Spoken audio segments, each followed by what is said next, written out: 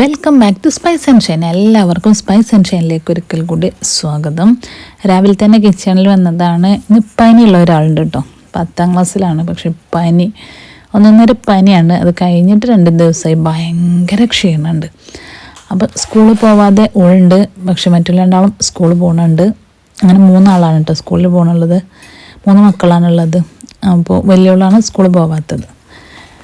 അപ്പോൾ രാവിലെ തന്നെ കിച്ചണിൽ വന്ന് വേഗം ഞാൻ കൊട്ടയിൽ തലേന്ന് കഴുകി വൃത്തിയാക്കി വെച്ചിട്ടുള്ള പാത്രങ്ങളൊക്കെ ഡ്രൈ ആയിട്ട് കിടക്കുന്നുണ്ടാവും. അത് നേരെ അതിൻ്റെ സ്ഥലത്തേക്ക് വെച്ചാൽ തന്നെ ഒരു പകുതി ഡ്യൂട്ടി കഴിയും. പിന്നെ ഈ എടുത്ത് വെച്ചിട്ട് കാര്യമൊന്നുമില്ല, നേരെ ഇതിലേക്ക് തന്നെ വരാനുള്ളതാണ്. പക്ഷെ ഓരോ സംഭവങ്ങളും സ്പൂണോടെ കയ്യിലോടെ അതൊക്കെ ഇങ്ങനെ നോക്കിയാണ്ട് ഇതിൽ നിന്ന് തപ്പി തരുമ്പോൾ ഭയങ്കര ബുദ്ധിമുട്ടാണ്. അപ്പോൾ അതാത് കറക്റ്റ് സ്പേസിലാണെന്നുണ്ടെങ്കിൽ എടുക്കാനും യൂസ് ചെയ്യാനൊക്കെ ഭയങ്കര ഈസിയാണല്ലോ. അപ്പോൾ രാവിലെ തന്നെ വെള്ളമൊക്കെ വെച്ചിട്ടുണ്ട്. ഇഡ്ഡലിയാണ് ഉണ്ടാക്കാൻ വേണ്ടിയിട്ട് പോണത്.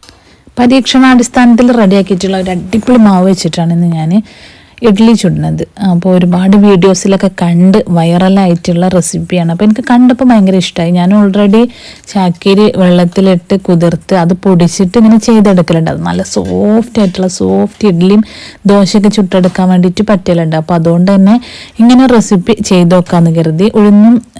ഒരു കപ്പ് ഉഴുന്നും അതുപോലെ തന്നെ 1 ടീസ്പൂൺ ഉലുവയും വെള്ളത്തിലിട്ട് അത് നന്നായിട്ട് അരച്ച് അതിലേക്ക് പുട്ടുപൊടി ചേർത്തിട്ടാണ് ഞാൻ ഈ ഒരു മാവ് റെഡിയാക്കിയിട്ടുള്ളത്. നമ്മൾ വെള്ളത്തിൻ്റെ കാര്യങ്ങളൊക്കെ നന്നായിട്ട് ശ്രദ്ധിക്കണം.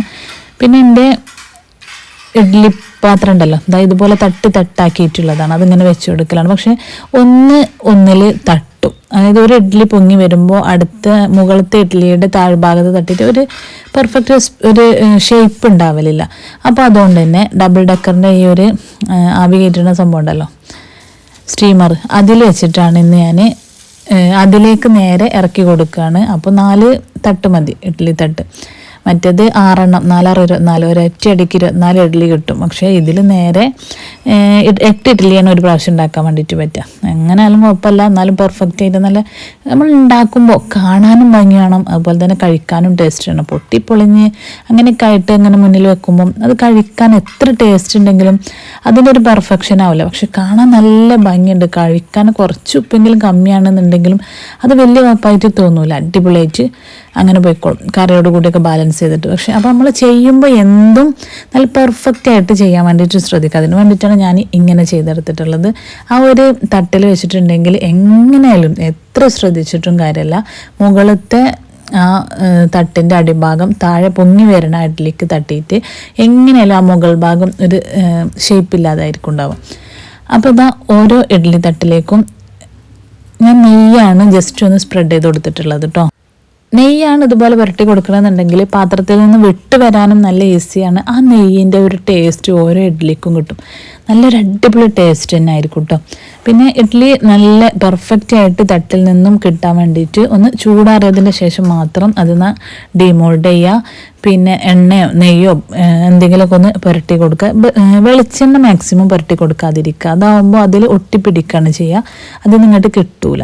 അപ്പം ഞാനിതാ ഒരു ഇഡ്ഡലിയും കിട്ടിയതിൻ്റെ ശേഷം നേരെ ഇങ്ങനെ ഇഡ്ഡലിമൊക്കെ വെള്ളമാവാതെ കമത്തി പിടിച്ചിട്ട് പൈപ്പിൻ്റെ ചോട്ടിൽ കാണിച്ചിട്ടുണ്ട് കേട്ടോ. അപ്പോൾ നല്ല പെർഫെക്റ്റ് ആയിട്ട് കിട്ടിയിട്ടുണ്ട്. ഒരു സംഭവം പോലും നമ്മളുടെ പാത്രത്തിൽ ഒട്ടി പിടിച്ചിട്ടില്ല. അപ്പോൾ നല്ല അടിപൊളിയായിട്ട് കിട്ടിയിട്ടുണ്ട്. നല്ല സോഫ്റ്റുള്ള ഇഡ്ഡലിയാണ്. പിന്നെ പുട്ടുപൊടി ആയതുകൊണ്ട് തന്നെ നല്ല അടിപൊളി ടേസ്റ്റും ഉണ്ട്. കഴിക്കാനും നല്ല ഒരു വെറൈറ്റി ടേസ്റ്റ് ഉണ്ട്. ഇഡ്ഡലി ഇഷ്ടപ്പെടാത്തവർക്ക് പോലും ഇഷ്ടപ്പെടുന്ന ഒരു അടിപൊളി സംഭവമാണ് കേട്ടോ. അങ്ങനെ ഇഡ്ഡലിയും നല്ലൊരു ചട്നിയും കൂട്ടിയിട്ട് ഇന്നത്തെ ബ്രേക്ക്ഫാസ്റ്റൊക്കെ കഴിച്ചു. അങ്ങനെ മാങ്ങ സീസൺ കഴിയാൻ വേണ്ടിയിട്ട് പോവാണ് അല്ലേ. അപ്പോൾ ഗുഡ്സിൽ മാങ്ങ വന്നിരുന്നു. 2.5 കിലോ 100 രൂപ. 2.5 കിലോ 100 രൂപ പറഞ്ഞുണ്ട്. അപ്പോൾ നല്ല വലിയ വലുപ്പമൊന്നുമില്ല, എന്നാലും നല്ല മാങ്ങയാണ്. നന്നായിട്ട് പഴുത്തിട്ടുണ്ട്. നെങ്ങലോ അല്ലെങ്കിൽ കറുപ്പോ കാര്യങ്ങളോ ഒന്നുമില്ല. അപ്പോൾ ഞാനത് വാങ്ങിയതാണ്. പിന്നെ മരത്തിൽ നിന്ന് പറിച്ചതാണ് ഈ ചെറിയ ഓറഞ്ച്. അപ്പോൾ അതിട്ടിട്ട് വെള്ളം ഉണ്ടാക്കിയിട്ട് മോൾക്ക് കൊടുക്കുക. ക്ഷീണം മാറാനും ഒക്കെ നല്ലതാണ്. ഉപ്പിട്ടിട്ടാണ് അടിച്ചിട്ടുണ്ടല്ലോ, അടിപൊളി ടേസ്റ്റാണ്. അങ്ങനെ ഇന്ന് വൈൻഡപ്പ് ചെയ്യാണ് കേട്ടോ.